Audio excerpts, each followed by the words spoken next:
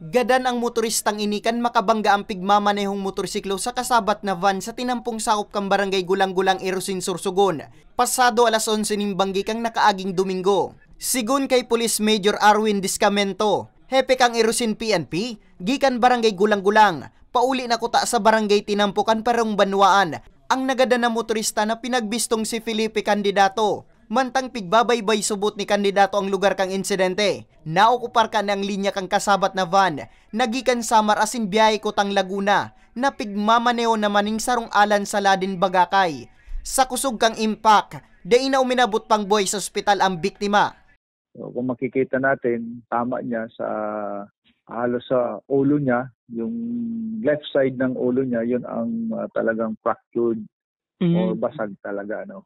Kasi tumama talaga siya sa windshield part ng ining Starex van, ano. So, kung makikita mo yung tama ng Starex van, talagang basag yung windshield niya. Napag-araman man na nasa impluensya ning alak si kandidato, asin mayo pang sulot na helmet kan maaksidente. Yun na nga, kung magdadrive, huwag nang uminom.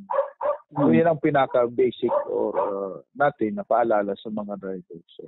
Sa Bato, Catanduanes, gadan man ang 54 anyos na si Andres Aquino, kan makabangga ang pigmamanehong motorsiklo sa kasabat man na bihikulo sa tinampong sakop kang barangay San Andres. Lunad ni Aquino ang sayang mag-ina asin pasiring kutang sentro kang nasabing banwaan. Sa investigasyon, ang pag-overtake subot ni Aquino sa kasunod na van, asin day pagkakariparo sa kasabat na bihikulo, ang naging ugat kang diskwido. Tulos man na dinara sa ospital si Aquino, asin ang sa iyang mag-ina na nagsapo man ng seryosong lugad.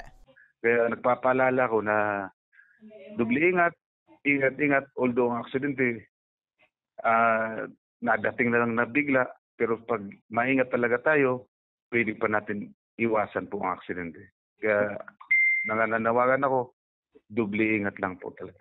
Sa presente, nasa kustudiya pangunyang Cambato MPS ang driver kang nakabanggang bihikulo para sa magkakanigong disposisyon. Para sa mga baretang tatak Bicol, Nomer Corporal